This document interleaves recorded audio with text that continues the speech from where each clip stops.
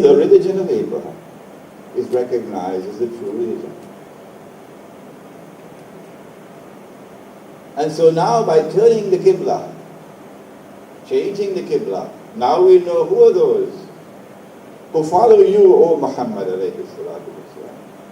Who are those who follow the one true religion of Abraham from those who have rejected it by refusing to turn in this direction.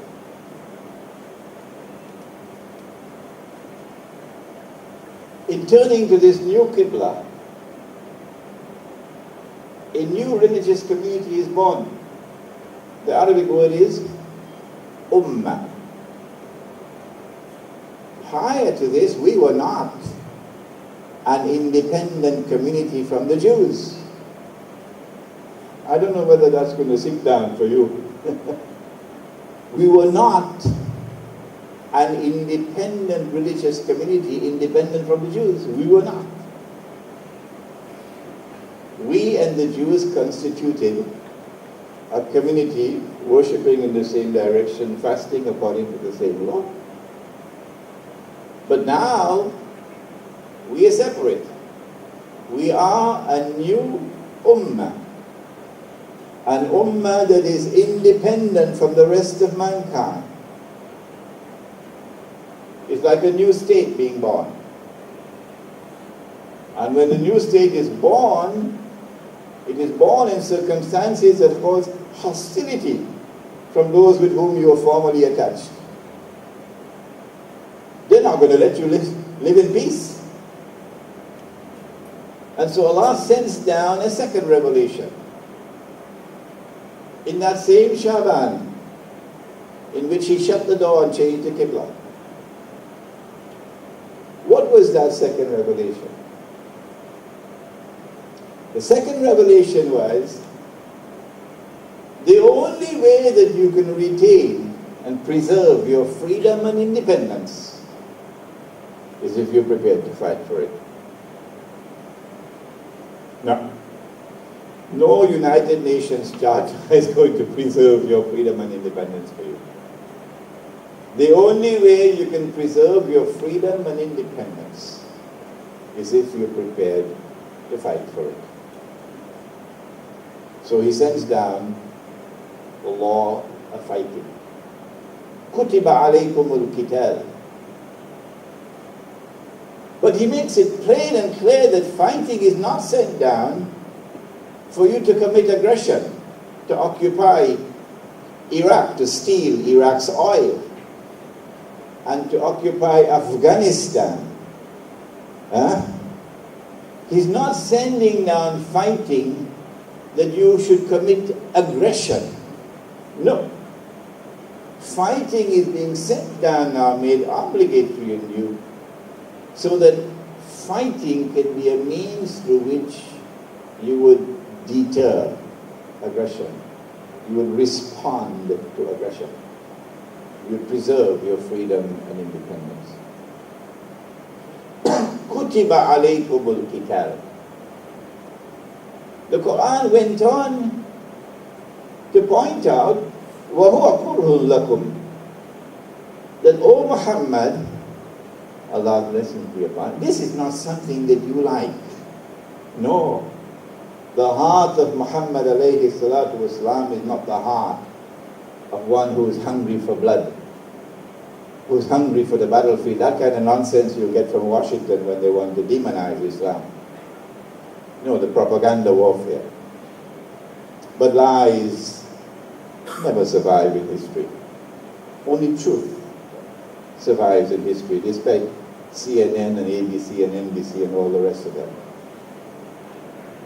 وَهُوَ كُرْهٌ لَكُمْ.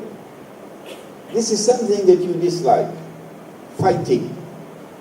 But let me explain to you, O Muhammad alayhi salatu wasalam. The verse continues.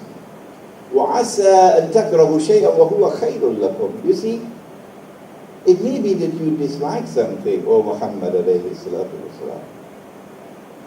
And in it there is benefit for you and for your community. وَعَسَىٰ أَن تُحِبُّوا شَيْئًا وَهُوَ شَرٌّ لَكُمْ.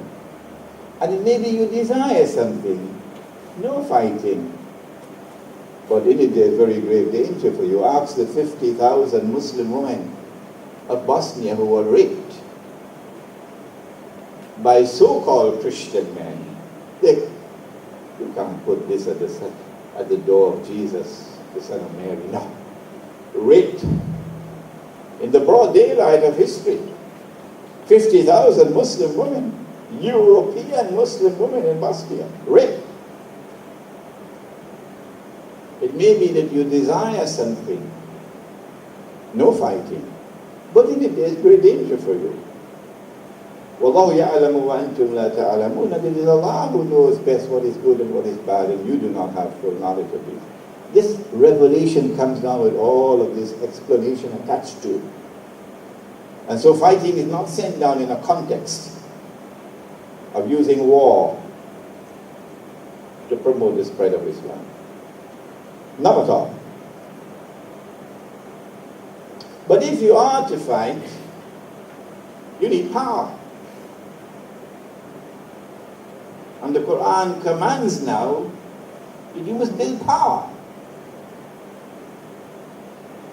وَأَعِدُّوا لَهُمْ مَا اسْتَطَعْتُم مِّن قُوَّةٍ وَمِن رِبَاطِ الْخَيْلِ إِلَى آخِرِ الْآيَةِ Surah Al-Anfal.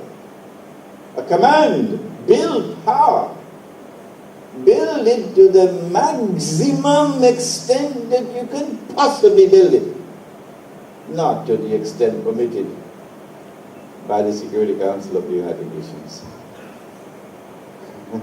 Not to the extent permitted by your bilateral relations with Singapore. Build it to the maximum extent that you can possibly build it. Command of Allah in the Quran. Why does Allah want us to build power to the maximum extent possible? He goes on to explain. تُرْهِبُونَ بِهِ عَدُوَ اللَّهِ وَعَدُوَّكُمْ. But when you build power, that power will have a specific function, basic function. And the basic function would be to deter your enemy. If you are weak, your weakness will function as an open door for the enemy to come in and trample upon you with his foot. But if you have power, the enemy will think twice and 3 times before laying hands on you. And so power has a basic function, and it is deterrence.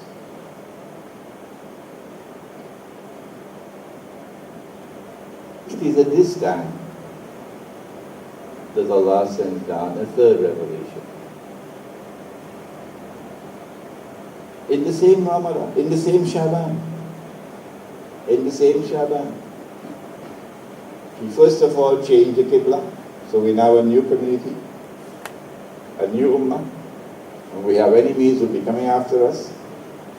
He then sends down the law of fighting, and next month, Ramadan is going to come next month, and on the 17th of next month we're going to have to fight for the first time, the Battle of Badr.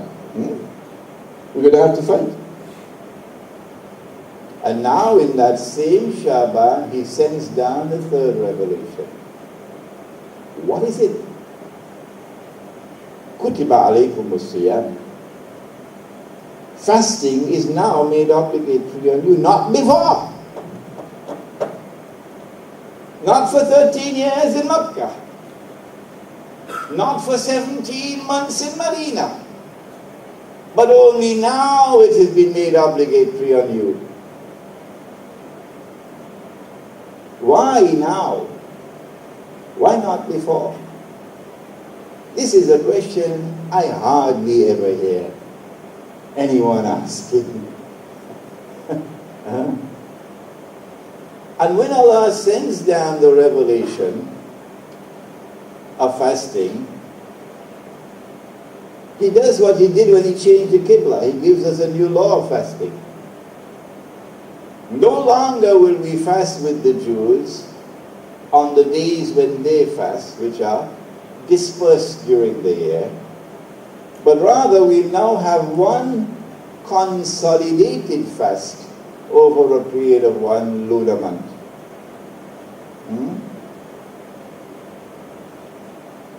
And then he says, you're permitted to eat and you're permitted to drink during the nights of fasting. This fellow in Lahore, he said, the Lord permitted me. So he spends the whole night of Ramadan eating and drinking because the Lord said, eat and drink until the break of dawn. So he eats and he drinks until the break of dawn. He's big like this now. But the Lord says, you're permitted to eat and drink. He didn't say you have to spend the whole night eating and drinking. So a new law of fasting. We were not allowed to eat and drink in the night. No. And then أُحِلَّ لَكُمْ لَيْلَةَ الصِّيَامِ رَفَثُ إِلَى نِسَائِكُمْ.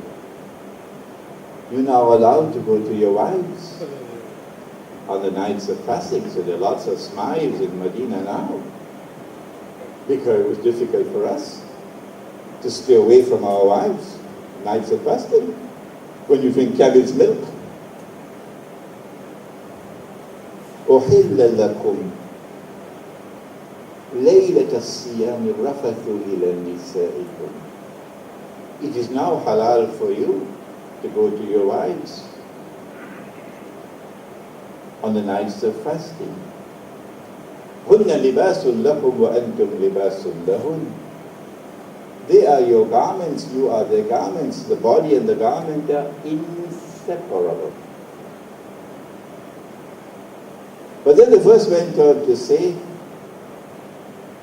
عَلِمَ اللَّهُ أَنَّكُمْ كُنْتُمْ تَخْتَانُونَ أَنفُسَكُمْ. Khana, yakhunu means to betray, to be false. Allah knows what you used to be doing during the nights of fasting. When you were supposed to be fasting in accordance with the law of Torah and staying away from your wives, Allah knows what you used to be doing. فَتَابَ عَلَيْكُمْ, but Allah has now turned towards you mercifully. وَعَفَى عَنْكُمْ, and Allah has forgiven you. فَالْآنَ, and so now, بَاشِرُهُنَّ, embrace them, your wives. And when you embrace them, وَابْتَغُوا مَا كَتَبَ اللَّهُ لَكُمْ, now seek for what Allah has written for you, meaning Allah writes. A family planning association, I'm going to like this piece. Allah writes how many children you will have. And Allah writes when you will have the children. Family Planning Association, which is now the new God, says no, you must take over, you must write, called Planned Parenthood, how many children you must have, and when you'll have the children. So no need for God anymore. You're taking over from Him, you do the right thing yourself. And so a new law of fasting, and a consolidated month of fasting. And it is really making news in Medina. But the question remains, why now?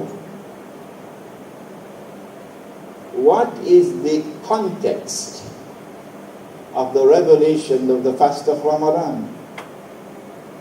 Previously in our Usul al-Tafsir, we had something called Asbab al-Tanzil, meaning the historical circumstances connected with the revelation. That somebody beat up his wife, and then the matter provoked a revelation to come down. It's connected with that event. And this is what Asbab al-Tanzil has been so far restricted to. Now the context. And to understand the context, you've got to understand the big picture. Allah has sent down the fast of Ramadan now in a context.